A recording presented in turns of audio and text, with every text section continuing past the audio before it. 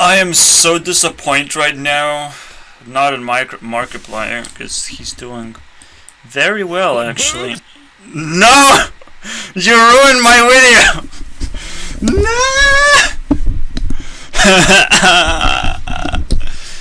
Anyways, blacking out with Rebecca Black. I finally got the meaning. What the fuck? After watching this part, it's like Markiplier is like, I'm blacking out. In a good way. It's like I'm so excited. There's just it's so amazing. Welcome to the dream world. Oh no. No.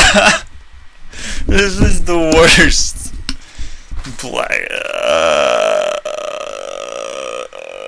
This makes so much sense. The fact that I saw Rebecca Black in my dreams too many times is like a super spice bonus on top of explaining what she's trying to do. That doesn't mean that the series is going to be exactly what I'm saying is gonna be, but the show, not the series. Fucking, she's not gonna produce series. She's gonna produce YouTube poop for me to choose whether to watch it or not. That's the point. Alright. Yes.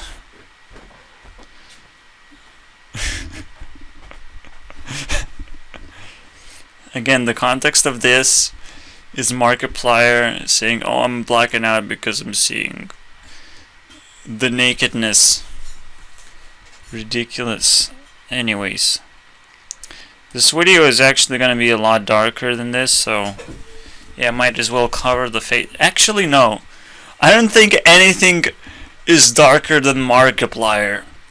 I just... no. That would be a misplay on my side, saying that Markiplier... In fact, Markiplier has to be on the list, because he... Oh. Another weird coincidence. In my universe, there's a story that Markiplier is Rebecca Black's guardian. And also Markiplier is a person who makes every person's wish come true. It's one of those guys, like, I will play inside a dreams guy. It is really complicated to explain, but it's like they're related, okay? For some reason. Markiplier. Let's give you 15 points. Well done, well played. I don't think him and PewDiePie are actually connected enough to give him bonus for something. Nor that I watched his videos that much. I just, oh, here's something I can watch.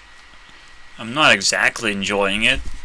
It's just someone playing a game that I played before, and I can see how terrible they are, or whatever. It's just, yeah, it's just literally how terrible he is. Not just at playing the game, but reacting to it. It almost feels very typical of a narcissist as well. So I'm just saying, he's too easy, but he has this backup story that I might not like. The Darkiplier. Oh boy. So this time, episode 7, the darkest episode you're gonna get this soon in the series, which is Blackout level 17. There's gonna be 17 categories, specifically because pool has 16 balls. Sweet 16 is a thing for some reason, so might as well add a 17th ball. The ball of contract, because again, games of pool don't usually have 17 balls. Meaning that 17 is an imaginary or above and beyond ball that you have to pocket. The 8th one, is it special? I think it might be special. I think there's going to be very interesting twists because I'm basing this on the pool game. The ball 16 is the cue ball, and the rest of the 15 are divided into stripes and solids.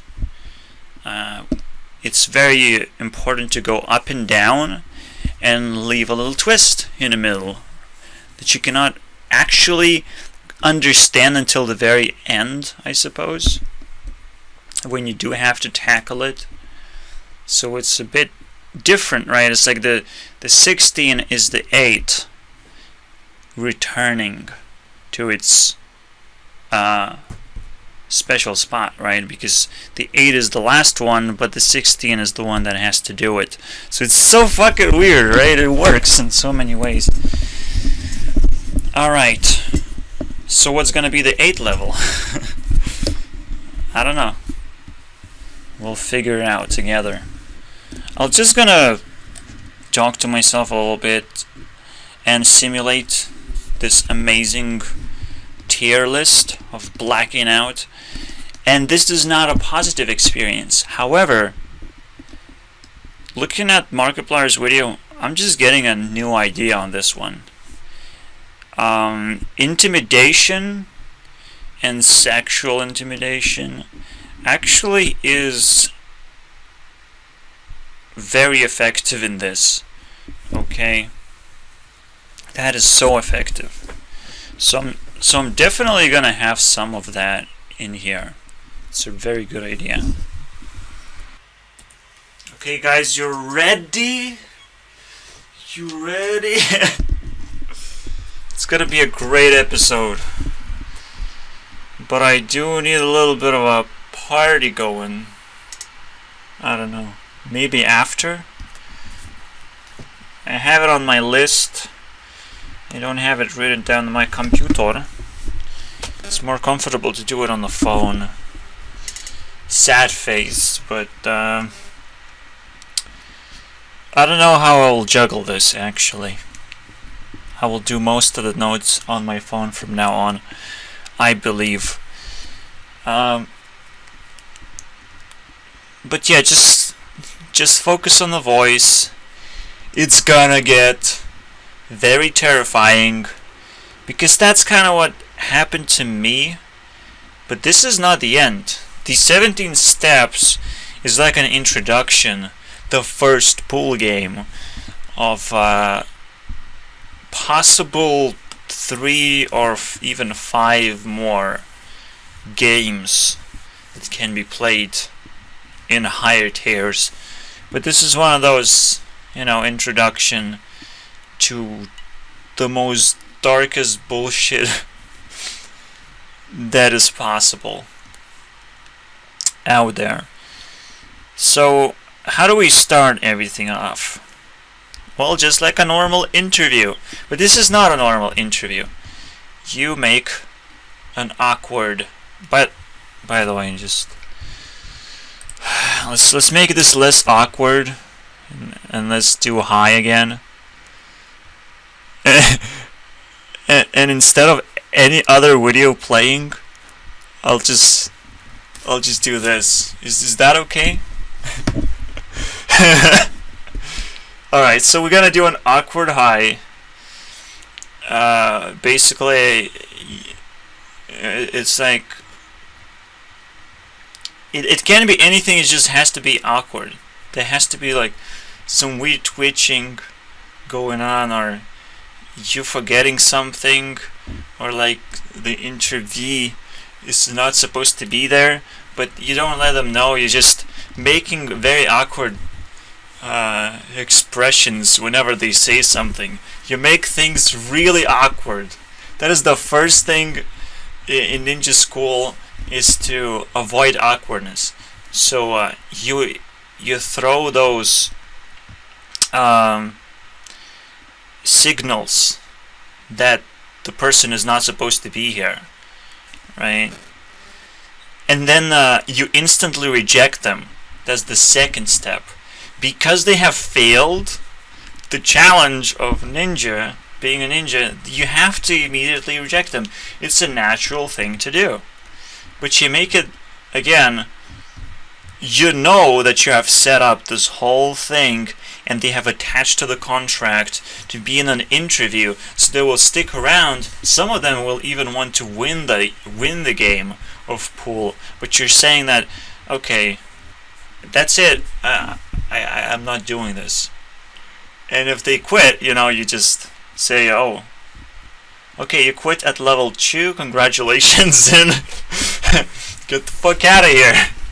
There's nothing to talk about. Sadly, this game can be disrupted just that easily. If they want to stick around and get a demo version of what would happen, you can act it out, but it's probably not going to get into the video anyways. So then you do some kind of favor, but very distasteful. Like, okay, they're going to stick around, so might as well treat them a little bit. Do a tea or something that doesn't taste very well. Anything works in the... But again, the favor has to be somewhat negative. It doesn't have to help them. It doesn't actually have anything. Not much conversation should be going on because you already rejected them. So what you're doing is actually doing something negative. It's like, I don't like you, sort of throw into their face. I'm doing a favor, but I don't like you. So I don't like spending time right now. And then you... Oh my god. Yeah, my mom is super annoying. Alright, so on the fourth step, you actually become interested in the person because you hate them so much now that they are sticking around for this whole thing. And you ask them about their day. It's like something very generic. You ask something very generic that they could talk about and feel like the conversation is totally empty, totally meaningless, but you just, you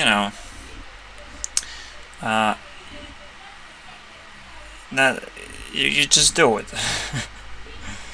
You just make them talk about anything at this point, because the other things that they will have to talk about until the number 8 are very a higher level than that. All you're establishing is that you don't really like them, so they would know what's coming up next, right? It has to be very consistent. They should be able to predict what's going on, right? And on the 5, you still kind of remind them that you don't like them, and you on level 5, you actually become very, very honest on everything you don't like about that person, and even you might be able to disclose that you have like failed, right? The interview is kind of not going the right way, but it's also a lie because that's exactly what you intended anyways. So it's a very twisted level basically, but it's supposed to attack the person, basically attack their ego. So you don't know what's going on. It's like attack their ego, attack their level of knowledge, try to pin down the person's self-esteem at this point, and just crush it as much as possible. And then whatever is left, and this is going to be like a really hard level to actually follow up, right? Because they may not want to talk about anything anymore. So technically they're leaving if they don't want to talk about it. But you ask, what do you care about? You can actually segment it, so it's like you're a terrible person. Do you care about anything at all in life? Is there anything important for you? So you collect that information, and you're still throwing hints that you might use that information against the person because you still don't like them that much, right? And then I'm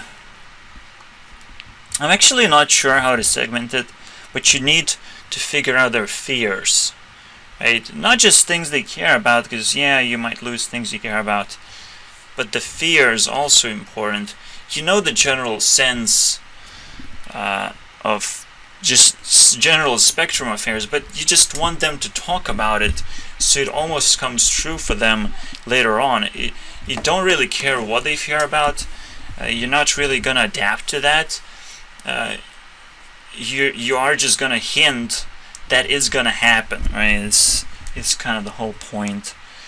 So, level 8.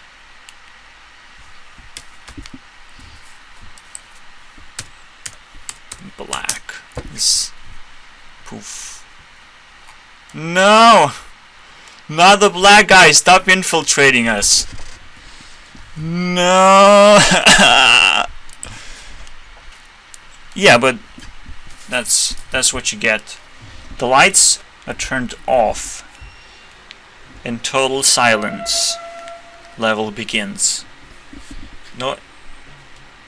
And if the player, the one who gets the whole experience, starts talking too much or being very awkward about the silence, and they get bored of it, then you go to the next step. It should take quite a while. So yeah, it's that silence mode. It's when the guest is kind of forced to think, and that can take a while, right? So you might not want to do total silence. You want to do a little bit of noises that the player could interact with, or be what's the right word? I mean, just cause them discomfort. They will start talking eventually. When they do, they probably don't think too much, so whatever they say, you're gonna start laughing. It's level 9. Just gonna laugh at everything they say, and give the idea that, oh, you thought you're gonna like it. What's gonna happen? You thought you're gonna stick around and like everything, huh? It's kind of like you're very annoyed moment. It's still not like a total straight up attack on the person or threatening. You're just like, oh, you think you came into the right place, you're gonna have this and that, but now it's not. So stop thinking that you're gonna get away and have fun right now. It's just not gonna happen. And then you immediately attack the things that they care about. The things that they mention that they care about in step 6, now you just, oh, that's done. You're not gonna meet that person anymore. You're not gonna. So it's like, what's gonna happen moment. Again, if they want to concede and leave, they can do it at any point, right? Probably the first thing you have to do at step 0 is just say, the door is unlocked. You can leave at any point, right? You have to say that, because it gets scary, okay?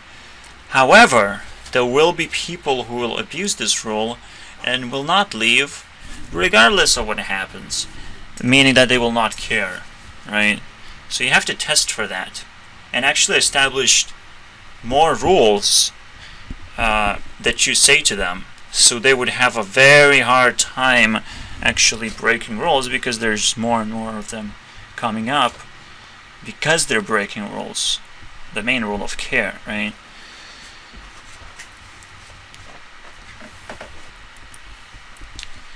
So the next thing, level 12, oh wait, level 11, would be I can hear your thoughts.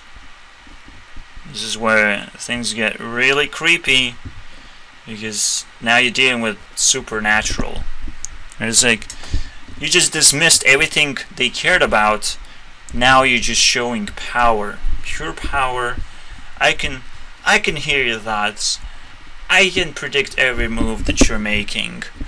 It's like that is some, and you must make sure that they doubt their own powers at this point, their own ability to do anything. Again, sometimes when you say they can leave through the door, they will also break the rule in a negative sense. They will think that they will not be able to leave. They will paralyze themselves. If that is noticeable, again, you have to repeat, this is your last chance to leave or something. Something like that. But normally you don't bring it up as an idea at all, because it makes it too easy to actually think about it and concede very easily. The dark temptations, this is where things get even crazier, because everything is accelerating so fast after the blackout moment, which is the lights off at level 8.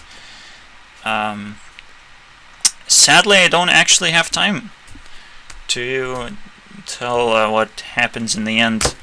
Too bad, this is gonna be 2-part series. Oh my god. Rebecca Black, what have you done? You made a good video. I'll give you 5 points for that. Congratulations. Fuck. I always forget that I call her Jewel now. Anyways. See you next time.